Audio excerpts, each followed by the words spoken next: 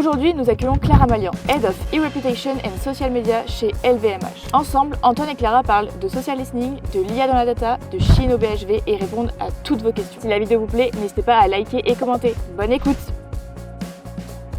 Bon, merci beaucoup à tous les deux d'être ici. On va rentrer dans le vif du sujet parce que ce qui nous intéresse à nous ici ce soir, c'est de savoir comment est-ce que, de comprendre concrètement comment est-ce que vous exploitez les données que vous collectez sur les réseaux sociaux dans le luxe. Donc, Antoine, dans votre dernier post LinkedIn pour promouvoir cette soirée, vous parlez de 31 300 publications qui mentionnent LVMH uniquement en octobre. Ce qui est notamment colossal. Donc, on se demandait comment est-ce que Lictor va transformer cette masse de données vraiment exploitable pour les clients et surtout, comment est-ce que, qu'est-ce que vous détectez dans toute cette data que les marques ne peuvent pas voir toutes seules? C'est une excellente question. Ce qui est déjà notable, et tu l'as dit, c'est qu'on parle de dizaines de milliers de publications. Ce qui veut dire que dans une publication, vous avez énormément d'informations. Vous avez l'auteur, vous avez le texte, vous avez parfois des métadonnées type la localisation du post, on l'a vu tout à l'heure. Toutes ces informations-là, si vous deviez les analyser à la mano, ça vous prendrait des heures et vous n'avez pas ce temps-là, vous n'avez pas forcément cette énergie. Plus de ça, j'ai parlé tout à l'heure d'autres types de données qu'on vient confronter à ces données visibles, des données d'audience, des données de cartographie, comme vous avez pu le voir avec les liens entre les personnes qui s'expriment sur un sujet.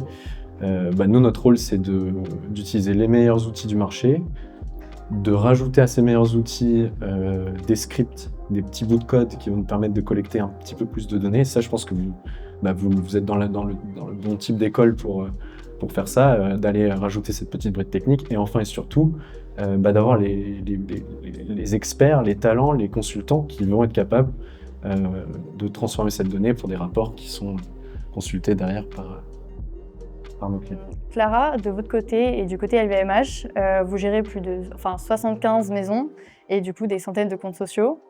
Comment est-ce que vous coordonnez tout ça au niveau du groupe sans perdre l'ADN unique de chaque maison? Parce que j'imagine que Dior ou encore Moët Hennessy n'ont pas vraiment la même stratégie de social media. Peut-être pour clarifier un peu, LVMH, nous on est vraiment une entité corporate et donc on va vraiment gérer tous les comptes sociaux du groupe LVMH.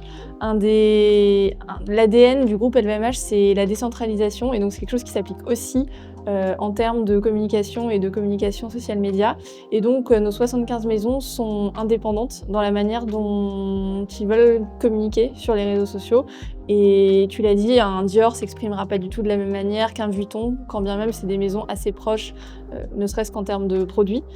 Et alors encore moins qu'un Sephora ou qu'une maison de la division vin et spiritueux.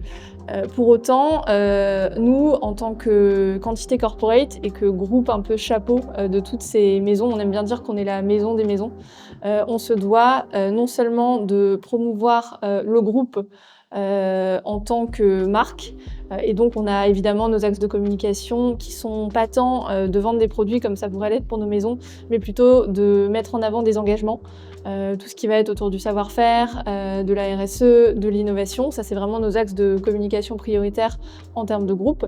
Mais on se doit aussi de faire rayonner et de montrer ce que font les 75 maisons, et le tout en respectant notre ADN. Donc c'est vraiment un petit jeu de Tetris sur comment est-ce qu'on arrive à conjuguer nos engagements avec l'aspect plus business et plus commercial que forcément à nos maisons, puisque in fine, ce qu'on attend d'elles, c'est quand même de vendre des produits. Donc on ne communique pas sur tout quand il s'agit de nos maisons. C'était pour te donner un exemple simple. Si on prend une maison comme Sephora qui va faire la promotion d'un produit en particulier, comme un parfum, un mascara, nous, ça va pas nous intéresser. Pour autant, une maison qui va avoir l'angle vraiment très savoir-faire, un Dior qui va expliquer comment est-ce qu'il crée une collection, qui va mettre en avant ses artisans, ça c'est des choses qu'on peut s'approprier en termes de communication corporate et qu'on va faire figurer sur nos réseaux sociaux. Clara, vous mentionnez dans votre profil que vous avez mis en place une stratégie de listening globale.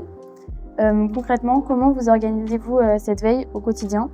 et vous surveillez quel type de signaux en priorité? Et dans le cadre de mes missions, je suis en charge de toute la partie social listening et réputation. C'est un travail assez conséquent chez LVMH, puisque vous n'êtes pas sans savoir que non seulement il y a LVMH et les 75 maisons et la famille Arnault, donc c'est autant d'entités, de gens dont il faut surveiller la réputation. Donc Antoine l'a dit, c'est énormément de volume de mentions au mois, à l'année, même de manière quotidienne. Donc évidemment, alors déjà je ne suis pas toute seule et en plus de ça, on ne surveille pas tout. On va vraiment s'intéresser à des sujets dont on sait en fait que ces sujets-là sont sensibles pour nous et que c'est des sujets sur lesquels on va être attaqué. Il y a des sujets qui sont inhérents à l'industrie du luxe et de la mode et qui vont toucher tous les groupes, toutes les marques, toutes les maisons. Ça peut être tout ce qui va toucher par exemple au bien-être animal, l'utilisation de la fourrure par exemple, ou des peaux exotiques, tout ce qui peut toucher à l'appropriation culturelle, vraiment des sujets qui sont très globaux, à la supply chain, au Made in France, au Made in Italy. Donc ça c'est vraiment des sujets qui sont pas propres à LVMH mais qui sont partagés par l'ensemble de l'industrie. Mais on a aussi des sujets qui nous sont propres et qui vont toucher en fait au fait que en fait, LVMH c'est une marque très polarisante.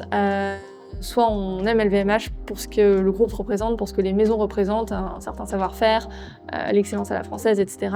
Soit on déteste parce que plein de choses, parce que LVMH est au centre de plein de clichés et que je pense que la personnalité de Bernard Arnault et de sa famille est en France assez complexe. Donc nous, ça c'est des choses évidemment qu'on observe et qu'on surveille. En fait, c'est assez simple dans la manière dont on le surveille. On a donc ces thèmes de prédilection sur lesquels on sait qu'on est attaqué. C'est pas non plus une liste exhaustive et souvent on a des crises qu'on n'a pas forcément vu venir sur des thèmes qu'on n'avait pas forcément en tête, ce qui est le propre d'une crise. Mais après, on va aussi s'intéresser aux termes en termes de signaux de viralité, c'est-à-dire un post qui va faire 10 likes. Concrètement, ça n'aura pas d'impact sur notre image. À l'inverse, un post où on va voir qu'en 1 heure, il a 10 000 likes, là forcément, c'est un sujet qu'il va falloir prendre en considération. Et c'est pour ça que une des, je pense, qualités principales de mon équipe, c'est d'être très réactif et très à l'écoute de ce qu'on peut observer pour justement arriver à détecter ce qui, au départ, est un signal faible et qui peut très rapidement devenir une crise globale. Antoine, chez Lichter, vous proposez de la veille 24 heures sur 24 dans plus de 20 langues. Quels sont les outils que vous utilisez pour monitorer tout ça en temps réel et comment vous priorisez les alertes pour ne pas noyer vos clients sous toutes les informations? Ça, c'est un gros sujet. On utilise en gros une vingtaine d'outils. Il y a plein d'outils qui sont sur le marché qui s'appellent des outils de veille, des outils de social listening. Je vais vous en lister quelques-uns parce que je vois qu'il y en a qui prennent des notes. Vous avez les leaders mondiaux qui sont américains, Meltwater, Brandwatch. Vous en avez en Europe comme Talkwalker ou VisiBrain en France. On va prendre en fonction des outils qu'ont le client et des outils qui sont nécessaires pour faire la veille, les outils qui vont être le plus adaptés. Comme je l'ai dit aussi, on va rajouter des bouts de code, des bouts de script parce que tous les outils ne font pas TikTok, tous les outils ne font pas LinkedIn, tous les outils ne veillent pas Wikipédia, le dark web, ce que disent les IA de vous, bref. Quel type... La deuxième partie de la question, c'était comment vous priorisez les alertes? Ça, je pense que Clara l'a bien dit. Il y a 3 types de métriques qu'on va regarder. Il y a évidemment les métriques quantitatives. Un tweet qui fait 10 likes, un post Insta qui fait 10 likes, c'est pas pareil qu'un post Insta qui en fait 1 million. Bon, ça, c'est évident. On va aller ajouter à ça des données d'opinion, de sentiment, d'analyse quali. Donc là, on utilise des algorithmes de sentiment, pour aller regarder l'évolution du sentiment à travers le temps. En fonction des industries, ça va être plus ou moins, il y a des barèmes qui sont plus ou moins acceptables.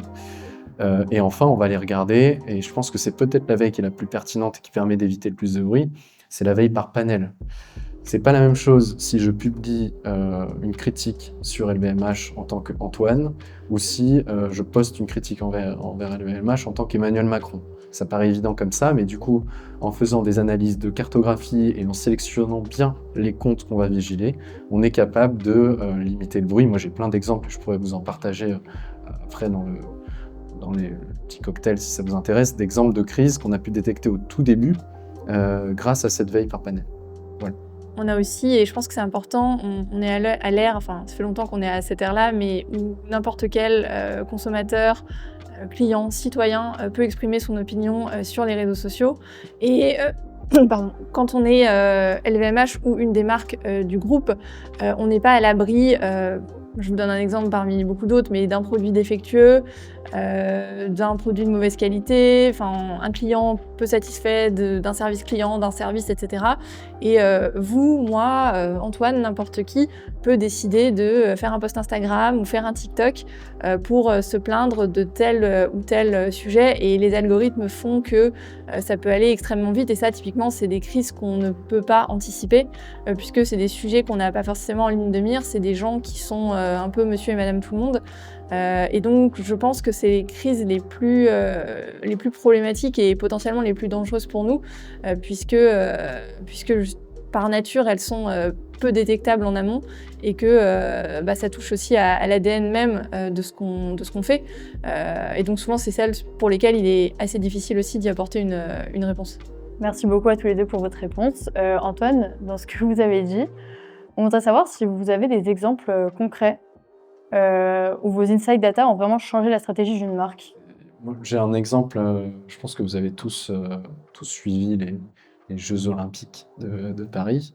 On a accompagné une grande marque on a accompagné Orange. Orange avait été présent sur les Jeux sur 3 aspects. C'était à la fois le partenaire de certains athlètes, c'était le partenaire officiel des JO, et c'était aussi la boîte l'entreprise qui s'occupait de toute la partie télécom. Bref, énorme enjeu, énormes investissements, et aussi un grand enjeu d'aller valoriser toutes les actions qui étaient faites. Il y a eu un petit problème technique sur un site à un moment, je pense que vous ne l'avez pas noté, et en gros, qui a eu lieu sur un site, et nous on avait une veille très, très précise. Il y a des gens de l'équipe dans la salle, donc je pense qu'ils voient où je veux en venir. Mais en gros, on a pu voir, grâce à l'analyse de données sur les réseaux sociaux, que c'était à cause d'un furet, ou un animal, je sais plus ce que c'était, un raton laveur qui avait grignoté le câble. Donc ça, on l'a détecté avant même que les opérateurs sur place remontent cette info en interne, parce que c'était les gens présents sur place qui faisaient le tweet du sujet. On l'a remonté aux équipes communication. Les équipes communication ont pu tout de suite parodier la chose et en faire une action positive. Donc je sais plus, vous regarderez sur Orange, mais à la fin, s'ils ont transformé un truc qui aurait pu devenir chrysogène en mode Orange, c'est pas gérer un événement d'ampleur, dans l'action de com qui a, je crois que c'était dans le top 2 ou top 3 des publications qui ont le plus marché. C'est un tout petit exemple, mais moi je le trouve parlant, parce qu'en fait on se rend compte, on a beaucoup abordé le côté crise, on a beaucoup abordé le côté négatif, mais le social listening, c'est aussi et surtout une manière d'aller comprendre la manière dont les gens vont discuter d'une marque, donc d'aller se servir de ces outils pour transformer ça en action de communication positive. Dans le luxe, où l'authenticité et la qualité sont vraiment l'ADN, sont vraiment clés, est-ce que vous voyez l'IA plutôt comme un outil pour accélérer la production de contenu sur les réseaux sociaux, ou plutôt comme un risque pour l'image des marques? Alors luxe et IA, c'est un sujet qui est très complexe et honnêtement, on n'a pas encore toutes les réponses. C'est vrai que tu l'as dit, l'ADN du luxe, c'est la créativité, le savoir-faire, le temps long. Et c'est des valeurs qui vont pas forcément avec ce qu'on a en tête quand on parle de l'IA. Pour autant, je suis convaincue que l'IA n'est pas du tout l'ennemi de l'industrie du luxe ou l'ennemi de la créativité, ou que l'IA va tuer la créativité. Et d'ailleurs, on va pas se cacher, chez LVMH, tout le monde utilise l'IA. Alors je parle évidemment, tu mentionnais la production de contenu sur les réseaux sociaux. Évidemment que c'est un outil hyper utile parce que ça permet de gagner beaucoup de temps, ça permet de générer des idées nouvelles. C'est un vrai outil qui nous aide en termes de productivité. Mais il y a aussi un sujet encore plus important sur l'IA, c'est comment est-ce que ça peut aider les équipes créatives et notamment les équipes de design qui créent les collections. En fait, comment est-ce qu'ils peuvent utiliser l'IA sans se dire c'est une collection qui est faite à l'IA. Et c'est un sujet qui est hyper important pour nous, puisque justement on veut que toutes les équipes du groupe et des maisons s'approprient l'intelligence artificielle et les différents outils d'intelligence artificielle. Pour autant, on veut quand même mettre l'humain au centre et mettre les designers au centre de la création. Donc on a je sais pas si je peux appeler ça une charte IA, mais en tout cas, l'usage de l'IA est très encadré dans le groupe et dans les maisons. C'est-à-dire que bien sûr, on s'en sert et je pense qu'il faut même encourager à s'en servir. Pour autant, on a vraiment posé des garde-fous sur cette utilisation. Et un exemple très concret, c'est que sur nos campagnes de pub, quand ça va être des campagnes très produits du type Packshot, où on va voir par exemple un flacon de parfum d'une de nos maisons, là, il n'y a pas de souci pour utiliser l'IA pour justement mettre en valeur davantage le produit, avoir quelque chose de plus créatif. Par contre, si c'est une campagne où on va voir des humains et donc des mannequins, là, il n'y aura jamais d'IA, puisque on reste LVMH, on reste le leader du luxe et on ne veut pas donner l'impression qu'on va remplacer nos mannequins, nos modèles par de l'IA, donc ça, ce sera jamais le cas. C'est des garde-fous qu'on a posés qui sont des guidelines internes pour bien connaître l'industrie. Tout le monde ne le fait pas. Et des marques plus mastige comme The Couple, Sandro, vraiment ce type de marques-là, n'ont pas forcément cette règle et donc vont utiliser l'IA complètement pour des shootings de A à Z. Donc après, c'est juste à savoir où est-ce qu'on veut placer le curseur et comment est-ce qu'on se positionne par rapport à ça. Et du côté de l'éditeur, vous utilisez également l'IA pour analyser ce que disent les consommateurs sur les réseaux sociaux. Quelles sont les limites de cette IA dans cette analyse et est-ce qu'il y a des choses que vous devez encore faire manuellement à aujourd'hui que l'IA elle peut pas faire Oui, un peu comme Clara, l'IA ça a changé notre manière de travailler, je pense à 95% en bien, en positif. On a automatisé des tâches chronophages, on est capable de traiter des données massives beaucoup plus rapidement. Un exemple, pour des sujets de traduction aussi, je sais plus, j'ai peur de me planter de parfum, mais Chanel numéro 5 se prononce la petite bouteille bleue. Je sais pas si c'est ce parfum, mais en chinois. Donc ça, grâce à des logiciels d'IA, on est capable d'aller détecter cette nuance. La limite de ce sujet-là, c'est qu'à la fin des fins, c'est un métier de service, c'est un métier d'humain. On a besoin d'avoir un sens parfois politique, parfois économique, parfois de vraiment comprendre ce qui est intéressant pour la personne qui nous fait confiance. Et ça, je pense qu'aujourd'hui, on n'est pas encore capable de déléguer 100% à ChatGPT. Si une marque nous fait confiance, c'est aussi par la capacité de nos consultants d'aller sélectionner la bonne donnée, le bon insight et de le faire remonter. Toutes nos alertes, typiquement, on pourrait mettre des alertes automatiques. Moi, je pourrais, et c'est ce qu'on fait d'ailleurs pour certains clients, juste dire si tweet supérieur à 100 retweets, on balance au client. Sauf que non, ça marche pas comme ça. Il faut un humain qui va aller regarder la publication et qui va voir si oui ou non c'est sensible. Voilà. Et je rajouterai un dernier truc. L'IA, on s'en sert nous, mais surtout ce qui est hyper intéressant et ce qui change complètement notre métier, c'est qu'on va aller regarder ce que les IA disent des marques et des personnalités qu'on accompagne. Il y a de plus en plus, et il y a des études qui le montrent, de trafic et de recherche sur Internet qui passent par ces plateformes-là. Aujourd'hui, c'est hyper stratégique pour une marque ou une organisation d'être bien référencée, d'être bien notée, d'être bien décrite sur Perplexity, ChatGPT, etc. Et ça, c'est aussi des données qu'on analyse. Merci beaucoup à tous les deux. On va bientôt passer aux questions du public. Mais avant ça, j'ai une dernière question qui s'adresse à tous les deux. Pour moi et la plupart des gens ici, on commence notre carrière dans nos études et après, du coup, on n'a pas encore commencé quoi que ce soit. Et on voudrait savoir si vous avez un conseil à nous donner pour quelqu'un qui voudrait évoluer dans l'intersection entre data, communication et luxe. Moi, j'aime pas trop donner des conseils parce que je trouve que c'est très prétentieux et que chaque parcours est un peu unique. Et vous avez la chance aussi d'être une école assez unique où vous êtes à la croisée de beaucoup de monde. Je pense que ce qui est très important quand on est étudiant, qu'on commence sa carrière, c'est d'être curieux, d'être ouvert et surtout de se fermer aucune porte.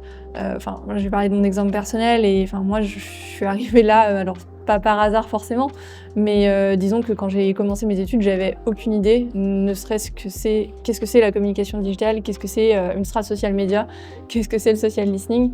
C'est aussi, je pense, n'hésitez pas à échanger avec des gens comme Antoine et moi et comme tous les professionnels, futurs professionnels que vous pourrez rencontrer. Renseignez-vous, testez des choses et honnêtement, n'ayez pas peur de vous planter parce que c'est pas le prochain stage que vous allez faire ou quoi que ce soit qui va définir la suite de votre carrière. Vous êtes jeune et vous avez le temps, donc tester des choses et vous allez forcément trouver ce qui vous plaît, la voie qui vous plaît.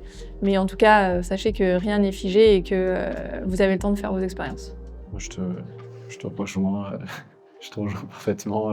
Enfin, on a des profils qui sont différents, mais à la fin, t'étais sportif de haut niveau, moi je bossais en politique, à la fin on se retrouve sur le même canapé. Donc je pense que c'est une excellente reco que tu as donnée. Vous avez la chance d'être dans une école qui vous donne accès à plein de contacts, à plein de curiosités, de connaissances sur différents accès. Profitez-en, testez des grands groupes, testez des startups. Il y en a qui vont monter leur projet, tant mieux. Et peut-être qu'on se recroisera dans votre future vie pro. Ce qui est sûr, c'est que déjà dans un premier temps, moi je dirais aller regarder en détail l'impact business et réputationnel. Le plus grand actif d'une marque comme le BHV, c'est pas forcément sa marge ou ce nombre de ventes, c'est ce qu'on appelle sa brand equity, c'est-à-dire la valeur de sa marque. Il y a des manières de le calculer et j'irai regarder quelles sont réellement les personnes qui ont été touchées par le sujet. En fonction de ça, si on se rend compte que c'est des gens qui vont être très sensibles au prix ou des gens, comme on a pu le montrer, qui sont des personnes qui montrent une surreprésentation d'intérêt pour le climat et la nature, mais qui en fait sont pas vraiment des militants parce qu'ils prennent l'avion comme tout le monde, entre guillemets, j'exagère, ces gens-là, on ne va pas les adresser de la même manière. Donc, dans un premier temps, on va faire cette phase. Ensuite, et là je pense que c'est un choix très fort qui a été fait par le CEO, moi je suis personne pour juger, c'est sûr que c'est très clivant, c'est sûr qu'il y a un impact business derrière, mais clairement, si l'idée ça va être de reconquérir des gens qui ont été perdus là-dessus, bon courage, ça va prendre du temps. Donc là, il va falloir créer des séquences sur le temps long pour regagner petit à petit la confiance. Je ne sais plus qui disait ça, mais la confiance, c'est un truc qu'on va mettre des années à conquérir et qu'on va perdre en une seconde. Bon, là, c'est exactement le chemin inverse qu'il va falloir faire. On va devoir ramer un peu pour regagner cette part de marché petit à petit. Moi, je pense que si on reprend cet exemple-là, le Shein a peut-être réussi son coup. Voilà, fallait marquer le coup, fallait s'implémenter d'une manière un peu plus institutionnelle sur le marché français. Et peut-être, et ça on verra dans le futur, mais peut-être qu'ils ont réussi. En revanche, sur le BHV, je pense qu'ils ont globalement mal compris leur audience. Et ça, c'est un exemple typique de coup business qui ne marche pas forcément dans la vraie vie. Peut-être juste pour apporter aussi un éclairage un peu différent sur la situation du BHV, c'est que s'ils ont accepté d'accueillir un magasin physique Shein, ce qui n'existait pas en France, c'est aussi parce qu'ils avaient relativement peu le choix. La situation financière du BHV, qui n'est en rien liée avec Shein ou pas Shein, était compliquée depuis des années. Il y avait des histoires de fournisseurs impayés, de marques qui envisageaient de partir, non pas du fait de l'avenue de Shein, mais parce qu'ils n'étaient pas payés. Et je pense, et je ne connais absolument pas les dessous du deal, mais je pense que l'argent qu'a proposé Shein pour s'implanter était une somme telle que le BHV, dans cette situation, pouvait difficilement refuser une telle offre, et que ça a énormément joué sur le fait d'accepter ce partenariat. Après, ils avaient évidemment, je pense, pas anticipé les conséquences que ça allait avoir. Et la deuxième chose, c'est que je pense qu'il faut pas non plus faut pas se voiler la face. Là, on est tous entre nous et on dit Shein, c'est le grand méchant et on déteste Shein, etc. Mais Shein, c'est des millions de colis qui arrivent en France tous les jours. Donc, il y a des consommateurs. Et le BHV, c'est un magasin parisien du 3e arrondissement. Donc oui, le consommateur type de Shein n'habite pas autour du BHV.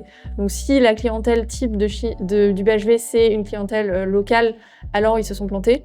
Par contre, s'il y a des gens qui sont prêts à venir d'assez loin pour acheter ces produits, peut-être que, in fine, c'est une opération business pas si mauvaise. Oui, le sujet de l'Europiana, qui est en fait plus gros que ça, qui est le sujet du Made in Italy, a été une des crises majeures du groupe et des maisons sur 2025. C'est vrai que la particularité d'être un groupe corporate, c'est que quand une crise touche une de nos maisons, nous, c'est quelque chose qu'on n'anticipe pas forcément et dans laquelle on n'est pas non plus forcément impliqué dès le début. C'est-à-dire que nous, on fait de la communication au niveau corporate et que donc ce qui va toucher la supply chain de nos maisons, c'est des sujets qui sont extrêmement techniques. Et je me garderais bien d'avoir un avis, en tout cas, sur le fond du problème. Pour autant, ce que ça a révélé, c'est qu'il y a un problème structurel sur la chaîne d'approvisionnement en Italie, alors qu'il a touché l'Europiana, qui l'année d'avant avait touché Dior, donc 2 maisons du groupe, mais qui touche aussi Armani, qui touche beaucoup de maisons italiennes, et qui révèle en fait un problème bien plus profond et un problème à un niveau à ce stade-là quasi étatique. Donc oui, en termes de gestion de crise, évidemment que dans ces cas-là, le groupe à différents niveaux, que ce soit de la com, des relations presse, ou alors du côté administration, enfin tout le monde est impliqué dans la gestion de crise. Après, ce qu'il faut, c'est apporter une réponse qui soit satisfaisante et qui réponde aux problèmes. Pour ça, je pense que c'est pas juste de la communication qu'il faut apporter puisque ça révèle un problème structurel. Et c'est pour ça qu'actuellement, il y a des audits qui sont menés depuis plus d'1 an en Italie pour justement voir à quel niveau est-ce qu'il y a eu un souci et comment est-ce qu'on peut y répondre en étant beaucoup plus regardant par rapport à nos fournisseurs. Et je pense qu'il ne faut pas confondre une crise réputationnelle par laquelle on peut répondre par des actions de communication et une crise qui est beaucoup plus structurelle, qui en fait va demander de prendre des mesures à des niveaux qui dépassent juste la strate de com. Alors, je suis pas une spécialiste en design et création, donc je vais essayer de faire la réponse la plus claire possible. Je pense qu'on a des personnalités et des designers à la tête des maisons qui sont vraiment des personnalités suffisamment fortes et avec une expérience qui est vraiment plus approuvée. Enfin, ils n'ont pas attendu l'IA pour montrer leur valeur. Je pense à un Farrell, à un Nicolas Ghesquière, qui sont les plus créatifs des designers. Eux, ils ont vraiment une vision. Là où je pense que l'IA peut aider, c'est comme nous à notre niveau en termes de com sur des tâches hyper chronophages, de la traduction, de la reformulation. Il existe l'équivalent de ces tâches-là dans les équipes design, créer des patrons. Ça, c'est des choses où c'est du niveau apprenti. Et en fait, c'est sur ces postes j'aime pas dire ça, mais à faible valeur ajoutée, que l'IA va être utile. Pour autant, quand on a un designer qui va imaginer une collection, et honnêtement, pour voir passer beaucoup de communiqués de presse de collection, c'est hyper perché à chaque fois. Et quand on regarde les inspirations, on se dit « Ah oui, d'accord, ils sont allés très très loin à la chercher ». Donc je m'inquiète pas du tout pour la créativité. Je pense que vraiment, c'est sur des tâches qui sont vraiment assez basiques, que là, ça peut aider à industrialiser un peu le process et à faire en sorte d'aider les équipes. Oui, ça arrive hyper souvent. On parle du phénomène d'astroturfing, c'est exactement ça. Si j'ai un exemple concret, c'est un peu niche. LVMH est très souvent critiqué pour son emprise sur Paris, son influence sur Paris. Le fait qu'on soit présent notamment dans le 8e arrondissement, que le patrimoine immobilier du groupe et de la famille soit assez important, le fait que Farrell puisse défiler sur le Pont Neuf, ce type de sujet. En fait, il y a eu pas mal de petites crises là-dessus. En termes de volume, ça peut sembler très important, mais quand on regarde d'un peu près, en fait, il y a énormément de bots. Tout ce qui va être le phénomène Saccage Paris. En fait, ça, c'est énormément de bots, de comptes qui se répondent entre eux, et ça, au final, concerne un nombre très limité de personnes. Donc, c'est pas le cas tout le temps, mais il y a pas mal de sujets sur lesquels on l'observe. C'est toujours un peu difficile à prouver / expliquer comment ça fonctionne. Mais c'est quand même un moyen aussi de réassurance des équipes, et notamment des équipes de direction, de savoir qu'ils ont l'impression que c'est un volume énorme, pour autant, c'est pas des gens qualifiés qui sont derrière ces postes. Et pour compléter, moi je viens du monde je suis rentré dans le social listening par la politique, donc des crises ou des polémiques, il y en avait une dizaine par jour. Un très bon moyen de détecter des bots, au-delà du quanti, type, je sais pas, un compte qui va publier 200 fois par jour, ça a une forte probabilité d'être un compte suspicieux, c'est d'utiliser ce type d'analyse. En fait, des bots, souvent, vont être construits d'une manière à interagir beaucoup entre eux. C'est comme ça que Clara parlait d'astroturfing. C'est ce phénomène qui va faire que vous allez avoir l'impression qu'un sujet est hyper important, alors qu'en fait, concrètement, ce sont des comptes qui se mentionnent entre eux, qui vont interagir entre eux, qui vont se liker entre eux. Et ça se détecte bien, parce que ces comptes, vu qu'ils n'agissent qu'entre eux, ils vont se retrouver en périphérie du graphique. Et ça, pour aller reporter derrière à votre hiérarchie ou à votre responsable politique, ou juste vous lui montrez la carto et vous lui dites, en fait, oui, il y a un sujet, mais regarde, il est uniquement dans cette sphère qui est très éloignée de tes consommateurs, de ton corps électoral. Vous pouvez dire non, par contre, donner une probabilité de potentiel viral, oui. On aurait regardé l'affinité des audiences et le risque, l'enjeu chrysogène du sujet, et je pense qu'on aurait alerté, plus on aurait mis des alertes, et au tout début de la courbe que Mina et Victor vous ont présenté tout à l'heure, on aurait eu cette augmentation qu'on aurait tout de suite remonté. À la fin des fins, et je pense que Clara l'a très bien dit tout à l'heure, c'est pas qu'une logique réseaux sociaux, c'est pas qu'une logique de communication, ça répond à d'autres enjeux, d'autres impératifs business. Donc peut-être que même en détectant la crise, je sais pas si on aurait été écouté, mais voilà. Non, on peut pas être sûr à 100%. Après, sur la visibilité vraiment à l'écran, par exemple, sur de la retransmission, au final, c'est pas tant ça qui va nous intéresser. Nous, la Formule 1, c'est beaucoup de la strate d'influence aussi. Et par contre, ça, on peut être sûr que si on invite telle et telle célébrité, on aura telle et telle couverture, telle et telle retombée, et qu'en fonction de la viralité de la personne, ça va nous assurer ou non d'être très visible, un peu visible, visible uniquement en Asie, parce que c'est une célébrité très locale, ou alors uniquement à Miami. Enfin, voilà, donc on n'est jamais sûr à 100%. Et après, notre strat sur la Formule 1 ne répond pas qu'à des enjeux purs de visibilité, c'est-à-dire que c'est aussi... la F1 a énormément de partenaires. Nous, le grand sujet, c'est comment est-ce qu'on émerge alors qu'on est un nouveau partenaire parmi les centaines de partenaires de la F1, les title race, enfin voilà, c'est un monde très particulier. On est nouveau, en fait, c'est un nouveau terrain de jeu pour nous. Et là, c'était l'année 1 du partenariat, donc pour le moment, on observe. On laisse aussi beaucoup nos maisons prendre l'ascendant, puisque c'est elles qui sont très visibles. Tag, qui est chronométreur, Moët & Chandon, qui est le champagne sur le podium, Louis Vuitton qui fait les malles. Voilà, c'est vraiment elles qui sont mises en avant. Et en fait, c'est un partenariat qu'on a signé aussi sur 10 ans, ce qui fait que ça va nous laisser vraiment le temps de nous développer, de voir ce qui fonctionne, de voir les courses qu'on veut préempter ou non. Et honnêtement, on n'est pas pressé et on ne veut pas de la visibilité à tout prix. Ce qu'on veut, c'est vraiment construire notre réputation et notre image de marque sur le temps. Merci beaucoup pour l'invitation. Si la vidéo vous a plu, n'hésitez pas à liker et commenter et dites-nous quelle entreprise vous aimeriez voir pour la suite. À bientôt!